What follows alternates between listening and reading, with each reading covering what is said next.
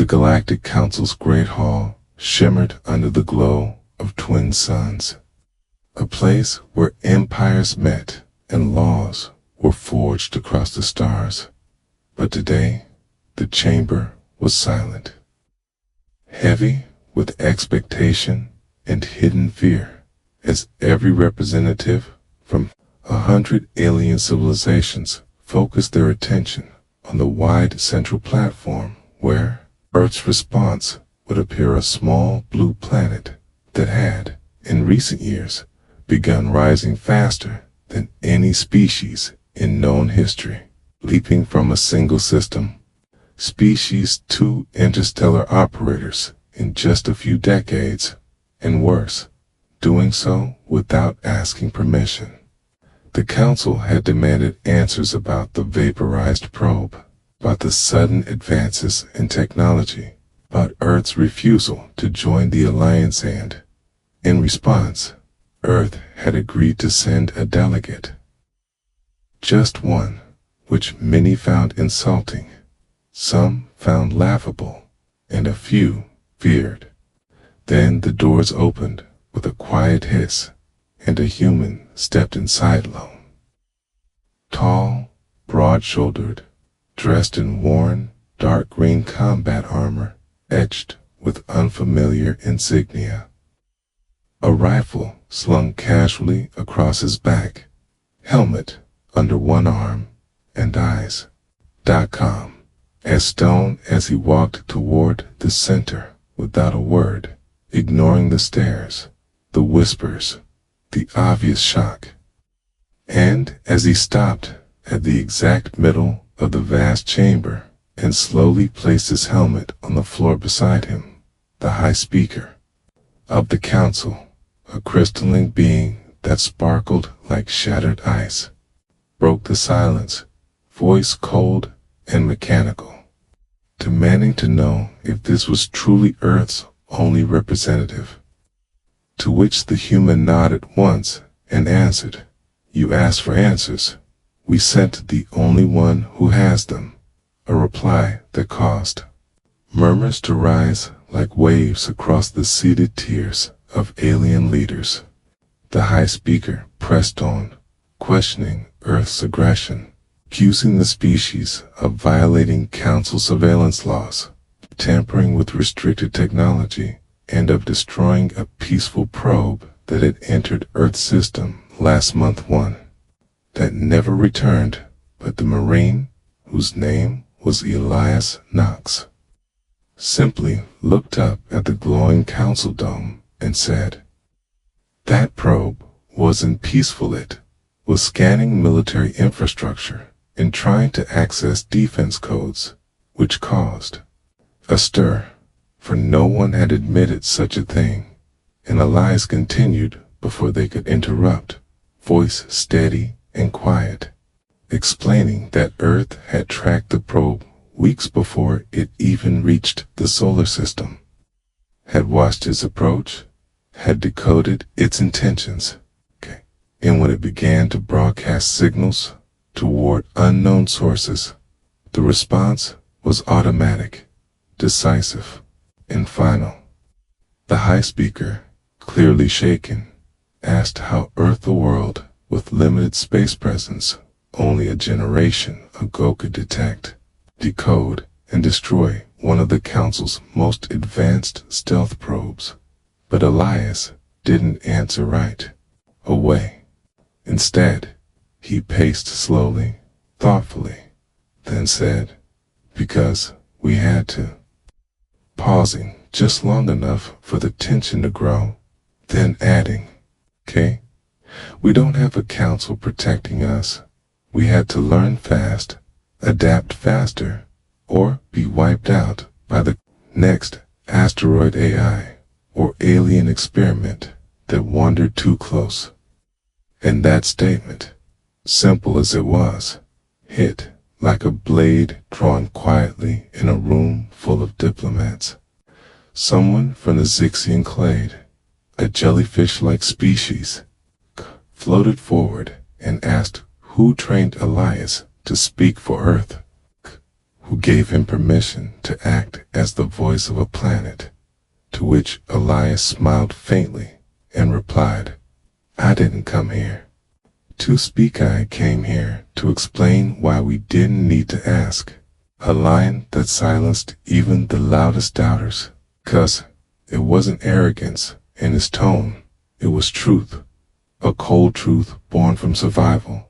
And as the council began to sense just how serious Earth had become, the High Speaker demanded again that Elias explain what technology Earth had developed to neutralize the probe without warning, asking if humans had violated the anti-I Concord, if they were harboring banned sentient machines or collaborating with rogue civilizations.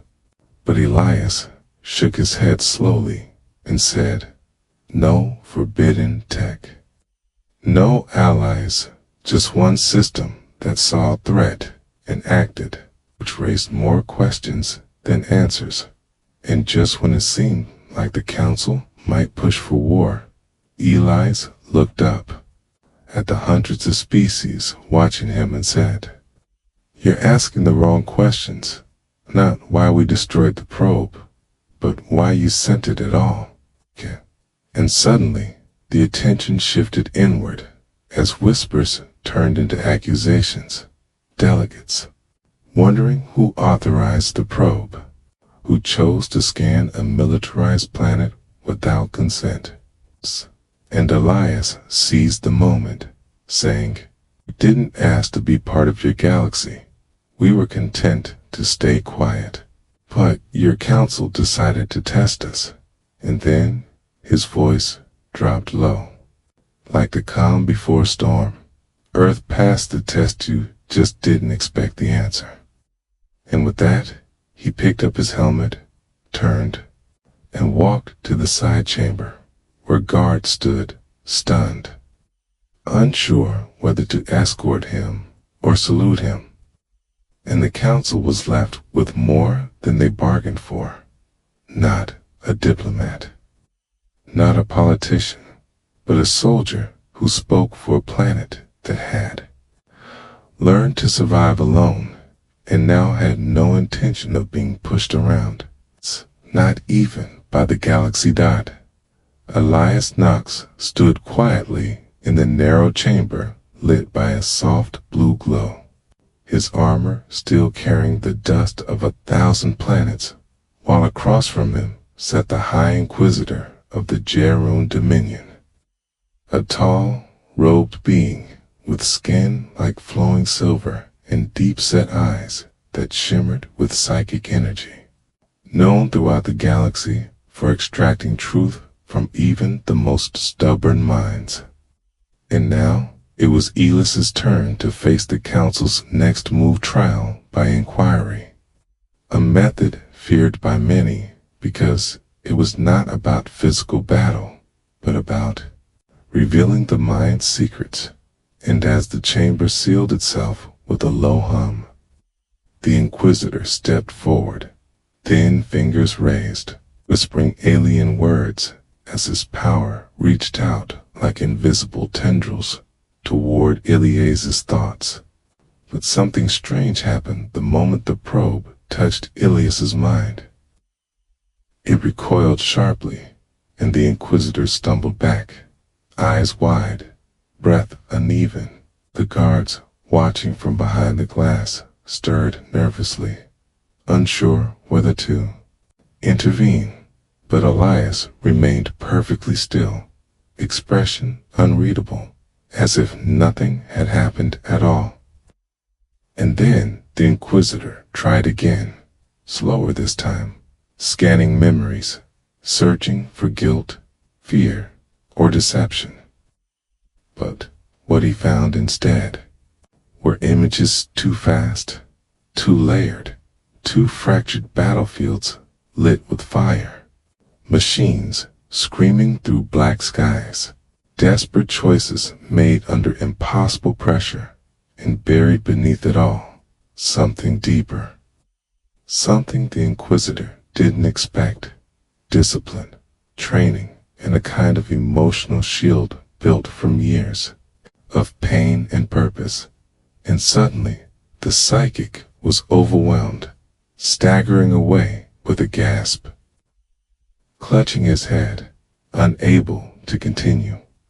Silence filled the room again, heavy and cold, till the council's voice echoed through the intercom, asking what had happened, why the mind scan failed. Kay and the Inquisitor replied with a single sentence: "His mind does not break, it absorbs." A statement that chilled everyone watching, for they had never seen a human resist like that, not without artificial enhancement. And yet, here he was, calm and controlled, like a wall that refused to crack. Then Elias finally spoke, his voice low and steady, explaining that humanity had learned not to fear truth, because truth was often all they had left, and he offered no apology for what he remembered, nor for what he had done, because every decision made in Earth's defense was necessary. And as the council pressed for details, for schematics, for intelligence about the defense system that destroyed the probe, Elias simply shook his head and said, "I won't give you weapons on the understanding." Then began to speak of Earth's past, of how humanity once nearly destroyed itself in wars, how only through unity, hardship, and sheer stubborn will did they survive, evolve, and reach the stars, and how, unlike many species that rose through peace or guidance, humans rose through fire because they had no choice. And while he spoke, the delegates listened, not because they wanted to, but because they couldn't look away, as Elias described Project Bastion, not in technical terms, but in the way one might describe a legend. It's a machine built not to conquer, but to protect, not guided by ambition, but by an ancient fear that if they ever lost watch, the darkness between stars would comfort them again. And when asked who built it, who programmed such a powerful, autonomous defense, Elias answered, "All of us, we are the code," hinting that human instinct, experience, and survival had shaped the system more than wires or AI. And though the council tried to spin this into a threat, Elias calmly reminded them that the Bastion only activated in response to clear aggression, which the probe had demonstrated. And when questioned further, he offered a chilling detail that Earth had known about the council long before the council formally contacted them.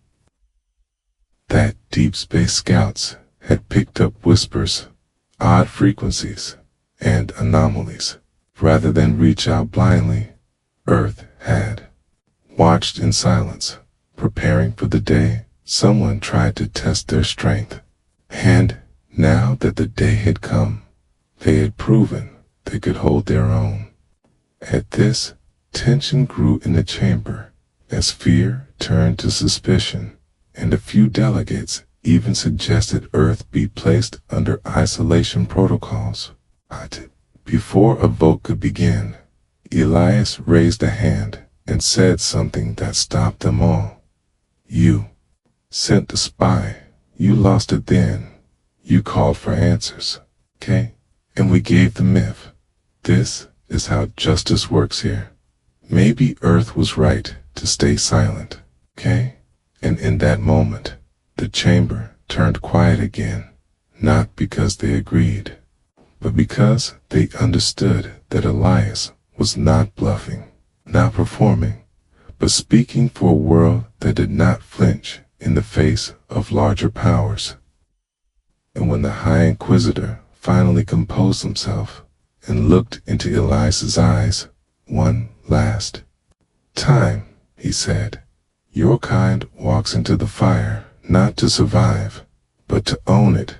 And Elias responded, "We don't want war, but We won't be your experiment. Then step back as the chamber opened and council guards hesitated before moving, unsure if they were supposed to escort, arrest, or salute him. And, as Elias exited the chamber, the council was left with more questions than before, not about Earth's strength, but about what kind of species could build a soldier like that and still claim they did it for peace. The grand council chamber felt colder than usual, not because of temperature, but because of what lingered in the air: fear. Sharp and silent, spreading like a quiet storm through every corner of the hall, as Elias Knox stood near the center once more, not by request, but because the council had summoned him again after reviewing the newly recovered footage of the destroyed probe, and what they saw had shaken even the oldest species present. For the video showed not a standard laser or missile, but a blinding pulse of light, perfectly aimed, surgically precise, and followed by the complete disappearance of the probe. Not an explosion, not even debris, just empty space where it had once floated. And the silence that followed was long and uncomfortable, till one of the Varkar delegates, a spider-like being with glowing red eyes, broke it, asking in a sharp tone, what kind of weapon could erase a council drone without trace? And more importantly, why Earth had not disclosed such capabilities before? But Elias, standing as calm as ever in his simple combat armor, answered without flinching, because we never intended to use it unless provoked, a reply that should have sounded like reassurance, but instead only deepened the unease spreading among the gathered leaders. Whispers followed his words, quiet exchanges in 100 alien languages, all filled with doubt, questions, and fear. And, as the high speaker tried to restore order, new alert arrived, a transmission from the edge of council space, reporting that a research outpost near the borders of Earth's sector had gone completely silent. All systems offline, no distress signal, no escape pods launched, and most importantly, no sign of attack from outside or within, just sudden and total silence. Immediately, fingers pointed toward Elias, not out of logic, but because fear needed a target. And he had become one man standing for an entire world that now seemed far more dangerous than the council had ever imagined. And when they accuse him of sabotage, of retaliation, of deploying secret Earth tech against the station, he raised his hands slowly, palms open, and said, if Earth had done this, you wouldn't be guessing, okay? And that single sentence sent a shiver through the delegates, because they believed him, even if they didn't want to admit it. The High Inquisitor, still recovering from the failed mental probe, spoke next, suggesting that perhaps something else was responsible, something unknown, and at first, the idea was dismissed until another signal came through, a weak transmission from a patrol ship sent to investigate the dark outpost, where the pilot whispered in a trembling voice that the station looked untouched. Doors still sealed, lights still on, but no one answered. No movement inside, just a strange hum coming from the walls, and then the signal cut out mid-word. No warning, no interference, just gone. The chamber erupted in chaos, with some demanding war measures, others calling for retreat, and a few accusing Earth of awakening something ancient and forbidden. But Elias simply watched, his face unreadable, till he stepped forward again and spoke clearly, cutting through the panic like a blade. You're not afraid of Earth. You're afraid because, for the first time, something happened and you don't understand it, and you can't control it. And the truth, in his words, struck deeper than any weapon, because the council was not used to mystery, not used to power they could not categorize, and now they faced both, in the form of a dead outpost and a human soldier who showed no fear. One of the senior delegates, a feathered creature from the Jorio Pact, leaned forward and asked in a hushed voice if Earth had any knowledge of similar incidents.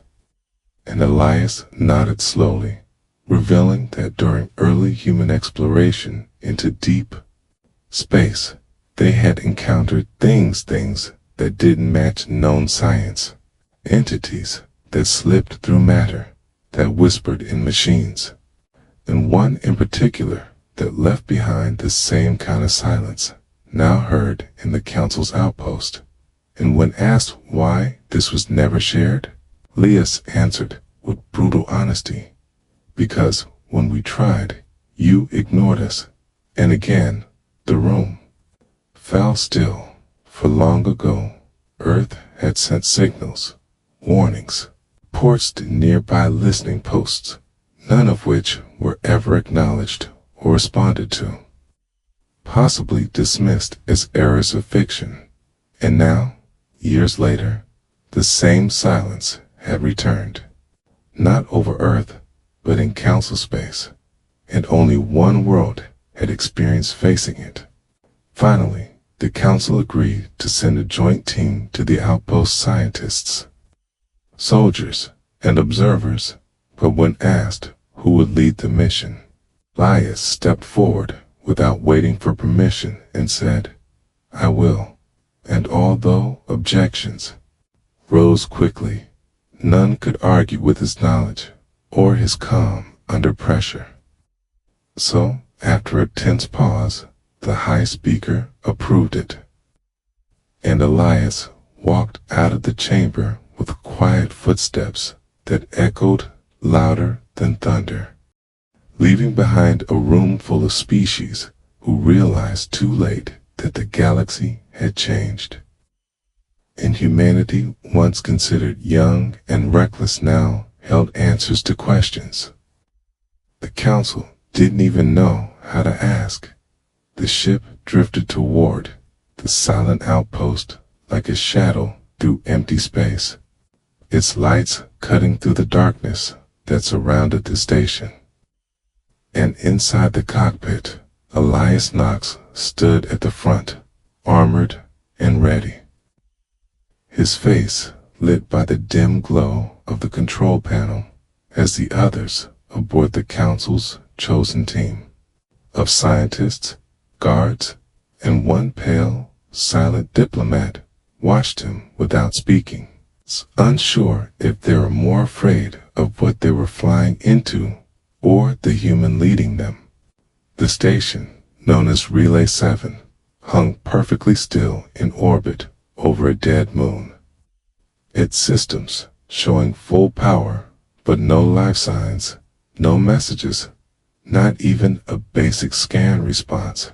And as they approached, Elias gave one command: "No assumptions. Follow my lead." His voice calm but firm, and though a few bristled at the order, no one challenged him, not after what he had done in the council chambers.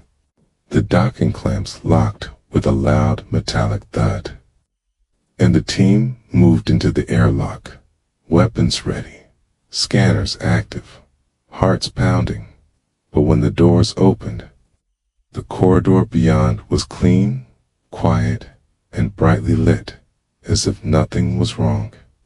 No damage, no sign of struggle, no blood, no burn marks, just silence and perfect stillness, the kind that felt wrong to everyone, especially Elias, who moved forward with careful steps, eyes sharp, hand never far from his weapon as the others followed behind, their footsteps echoing too loudly in the metal halls. They checked the command deck first, finding terminals online and power levels steady. All systems locked behind layers of encryption that shouldn't exist, as if someone or something rewrote the protocols after the last transmission, and the station's logs were empty. Dates and times missing, or looping in strange patterns that made no sense. And while the council scientists tried to make sense of the code, Callias moved deeper into the station, checking quarters, labs, and storage bays, each one spotless, untouched, like a model built for display instead of a place where real people had once lived and worked. Then they found the first strange thing, a crew member's datapad left on a table in the break room. Screen cracked, a message half written. "It's not outside, it's in the walls, okay?" And beside it, a half-eaten meal, gone cold and dry, untouched for what looked like days, but no sign of the person who left it, not even a fingerprint, as if they had simply vanished into the air. That was when the lights flickered, not all at once, just a slow pulse down one hallway, then another, like something moving without sound. And Elias told the team to regroup, ordering them back toward the command deck. But as they turned, one of the guards froze, staring at the wall beside him, whispering, "Did that move?" And when Elias looked, he saw nothing at first, just smooth, white panels, until his eyes adjusted and he noticed a faint shimmer, like heat rippling across the surface, almost invisible, but moving slowly, crawling along the wall like it was alive.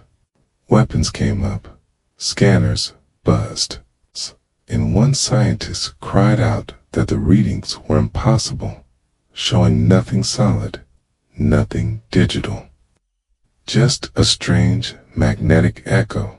And then, without warning, the lights shut off completely, plunging the station into blackness, and the team panicked, voices rising, orders clashing, until Elias activated his visor light and barked, "Hold position, no one moves alone," rallying the group like a commander in battle, guiding them with calm precision as he led them back toward the central hub.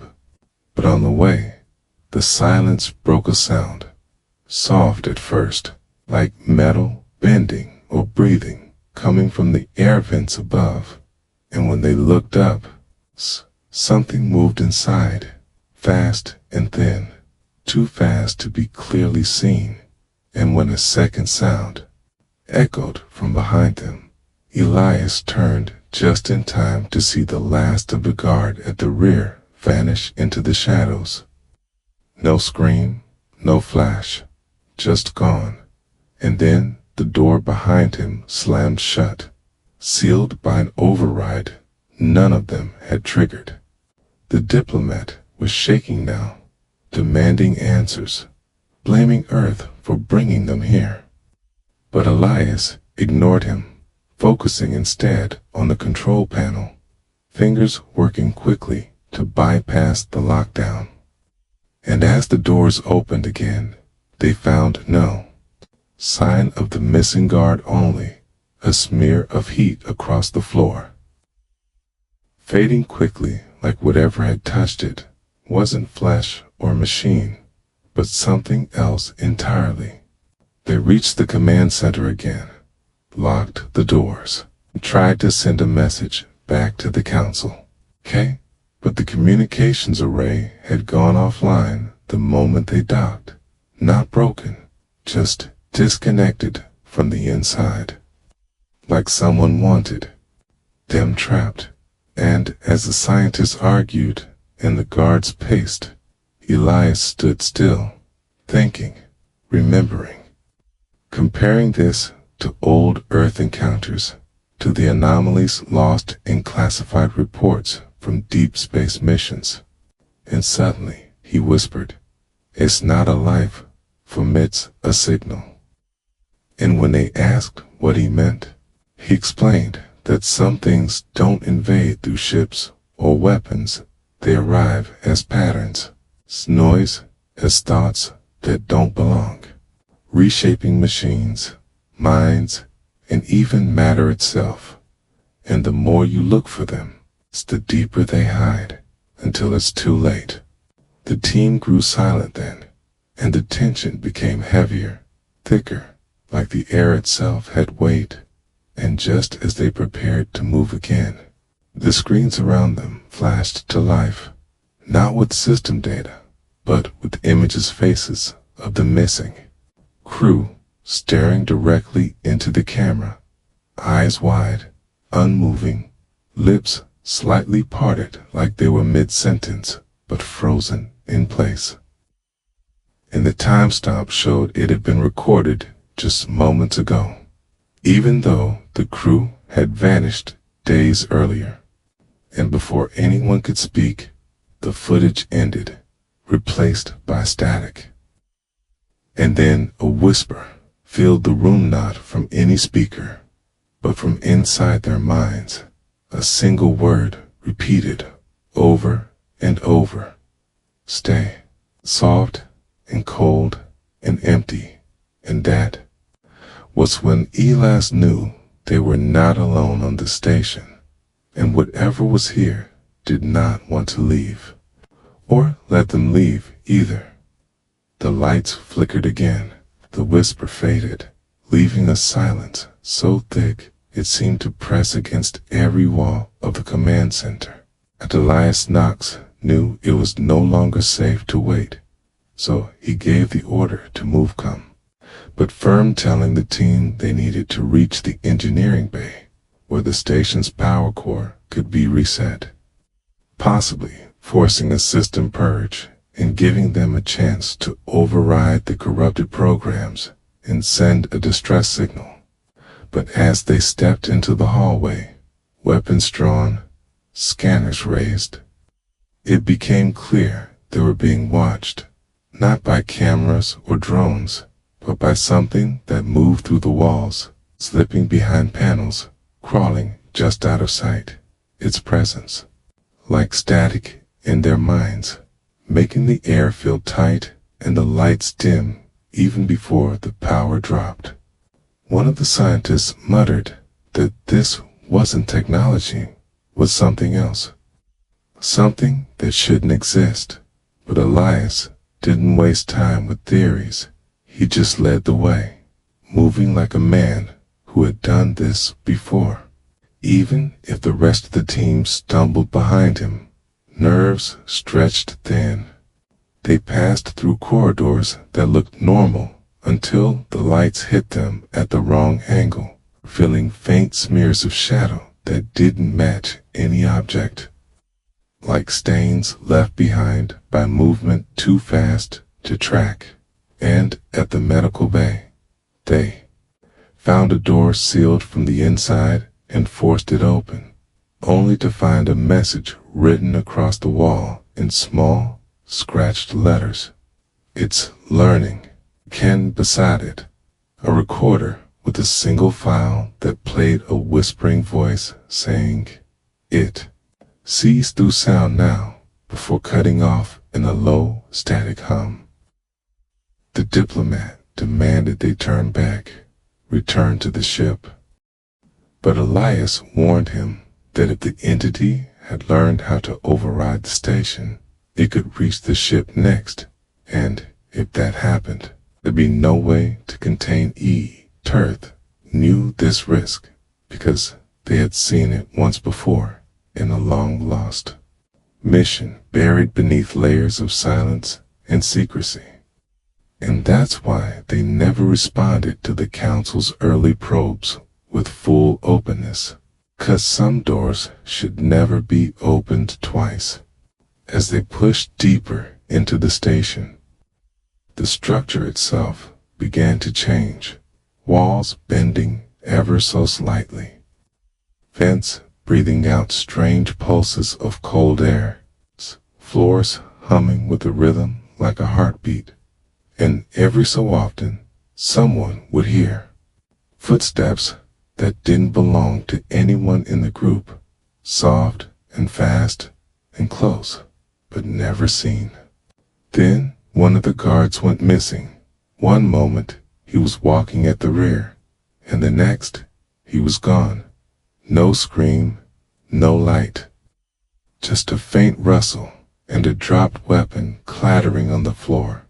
And Elias didn't even blink, just raised a hand to halt the group and whispered, "Don't run at Track's fear," and they all stayed frozen. Even the diplomat, now too afraid to breathe too loudly, until Elias gave the signal and they continued on.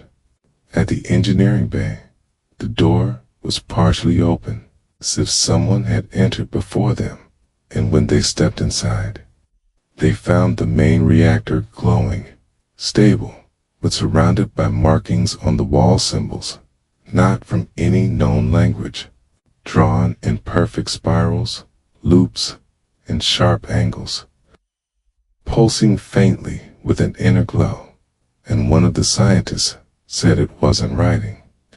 It was a frequency map, like the thing had turned language into vibration, and Elias guessed that this was how it spreads, not through infection or wires, but through pattern and thought, embedding itself in systems and minds alike.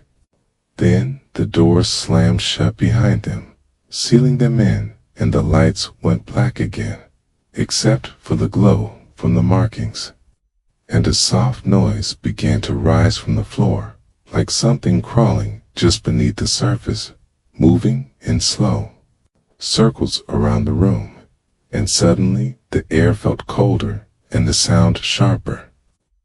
And something knocked against the walls once, then again, louder, and Elias shouted for everyone to get close to the reactor where the shielding was strongest, while he activated his own emergency beacon, a device older than most of the tech in the station, built by Earth's early Black Ops programs to resist psychic interference.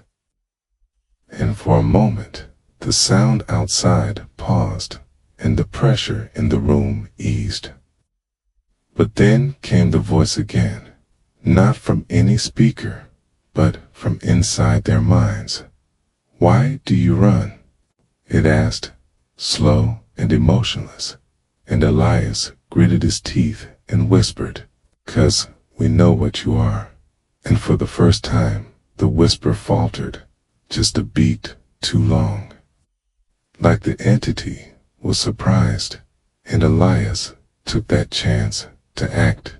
He jammed a plasma knife into the backup control panel, forcing a short burst of energy into the system, triggering a temporary reboot. And the reactor pulsed in response, sending a shock wave through the walls that disrupted the strange patterns, making the lights flash and the noise vanish. The doors unlocked just long enough for them to escape, sprinting through the corridor as the walls bent again behind them, twisting into strange shapes that didn't follow physics.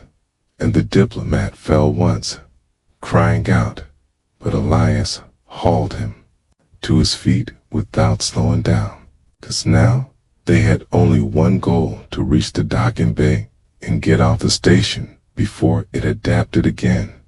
When they reached the final hallway, the lights began to blink rapidly, and shapes started appearing in the reflection of the walls, shadows with too many limbs and no eyes, moving closer every second.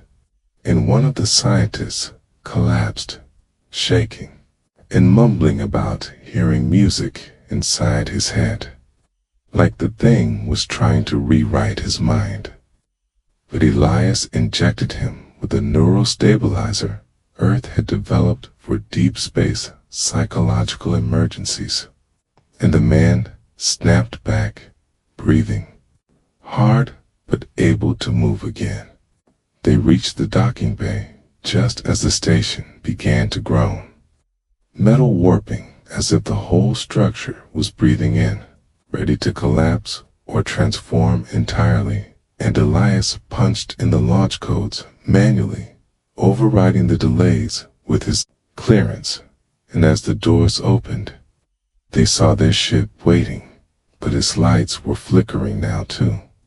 The corruption already spreading, so Elias ordered the team to use the emergency shuttle instead, a smaller, shielded craft built for fast escape, and as they boarded, the shadows closed in behind them, no longer hiding, reaching forward with long, thin arms that passed through solid walls like mist.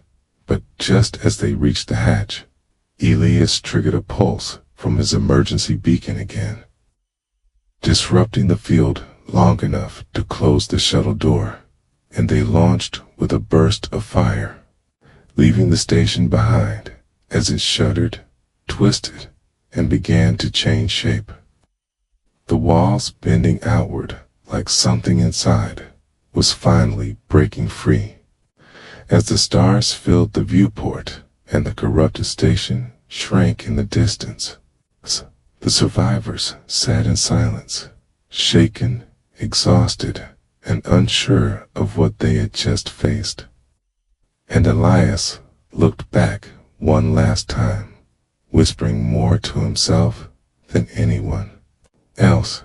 It's not finished. It was testing us, okay?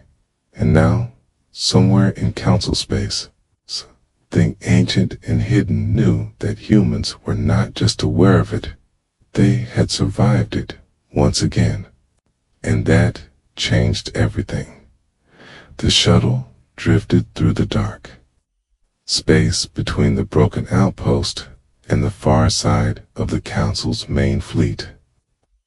Its hull cracked from the sudden escape, its systems barely holding, and inside, Elias Knox stood, silent at the front, staring through the small forward window, while the rest of the survivors, 2 scientists, 1 guard, and the pale-faced diplomat sat behind him, quiet, shaken, still trying to make sense of what had happened.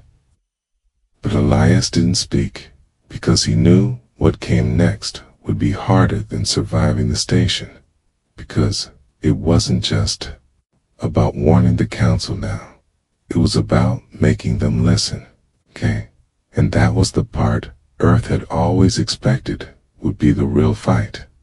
As the shuttle neared the main ship of the Galactic Council, colossal structure floating in deep space like a city forged from glass and gold, dozens of smaller vessels moved to intercept. Skati, their scanners already probing, weapons locked, voices coming over comes asking why the team had returned without warning, why they had broken protocol, why they were broadcasting an unauthorized signal.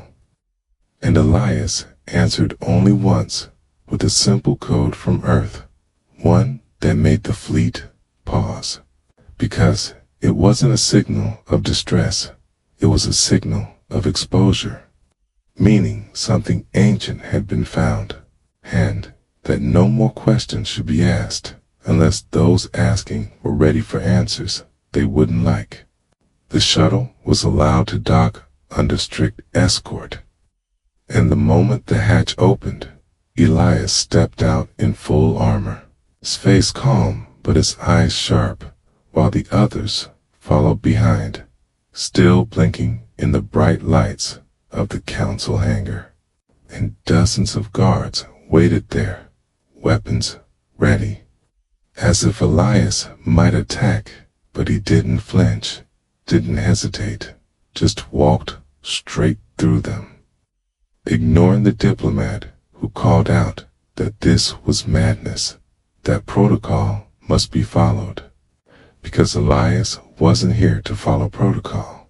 He was here to speak, and he would not let politics bury the truth again.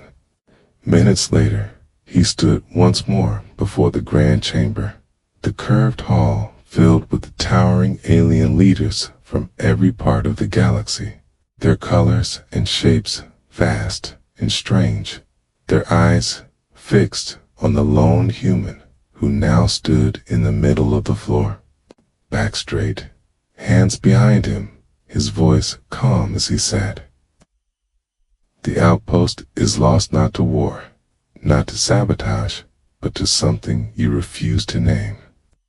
And at once, the chamber burst into a storm of noise, voices demanding evidence, explanations, some mocking, others fearful, until the lead chancellor, a tall, insect-like being with a voice like breaking glass, silenced them with a gesture and said, "You speak of the signal," and Elias only nodded, saying, "It's not just real, it's awake," and the air shifted as the words settled in, as fear spread through even the oldest and proudest of species, because they all knew that the signal was not a weapon, not a race, not a machine, but something beyond all of that, something that corrupted through thought, through patterns, through frequencies that twisted logic and broke minds.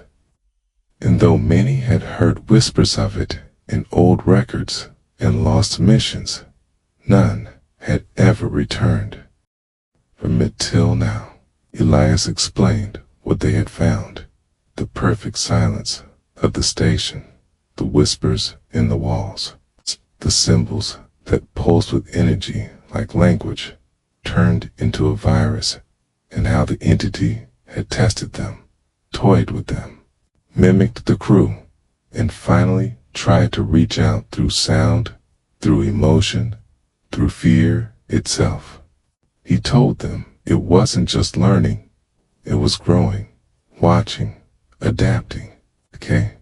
And if it escaped into the wider systems of the galaxy, into the data streams and networks, there would be no stopping it, okay? Because it wouldn't need ships or soldiers, only access. And once it had that, it would spread like a thought too powerful to forget. Some in the chamber demanded proof, demanded data, and Elias handed over the core drive they had recovered, filled with corrupted logs, visuals, okay, and patterns that defied logic. And the moment one of the techs tried to open a file, the screen blinked and shut down on its own. Security systems tripping automatically, not because the file was locked, but because the ship's AI refused to touch it, instinctively rejecting the pattern like a reflex, like a body refusing poison. Silence fell again, heavier this time, and the Chancellor asked, "What does Earth propose?" And Elias stepped forward and said, "You shut it down, cut every link to the outpost, bury it in containment fields, isolate its frequency, and, for once, you listen when we say, don't go back, okay?" And the chamber buzzed with fear and resistance, 'cause many didn't want to believe a single human could know more than they did, could survive what entire teams had failed to escape.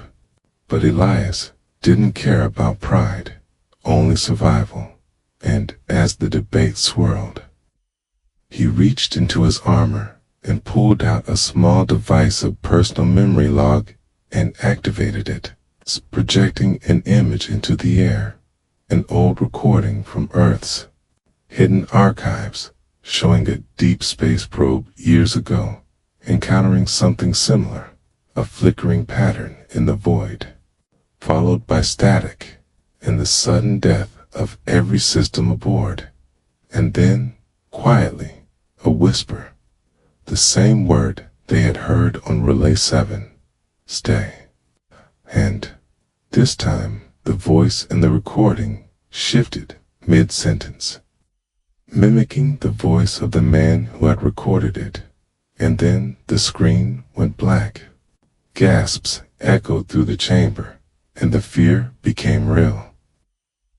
And the Chancellor stood again and said, "Why didn't Earth share this before?" And Elias replied, "Because you never asked the right questions. You came for judgment, not truth." And now, finally, the Council saw the cost of that mistake.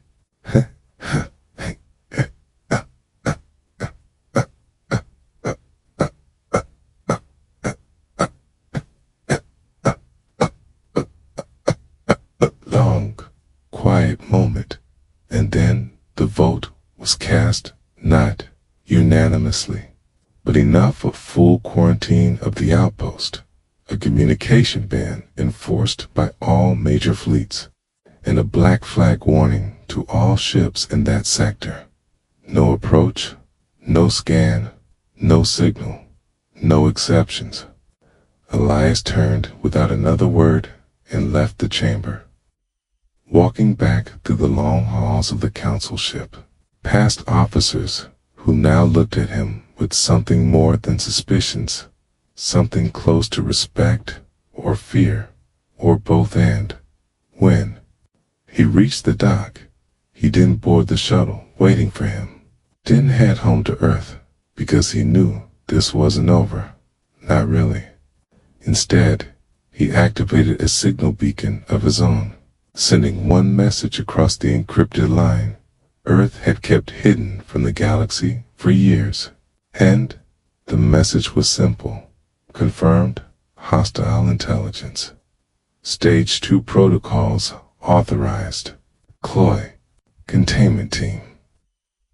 Then he stood at the edge of the dock, looking into the stars, knowing that while the Council now understood the danger, it would still be Earth that had to face it first, because sometimes the galaxy doesn't need fleets, or it debates it, needs one Marine with one message, and the will to do what others won't.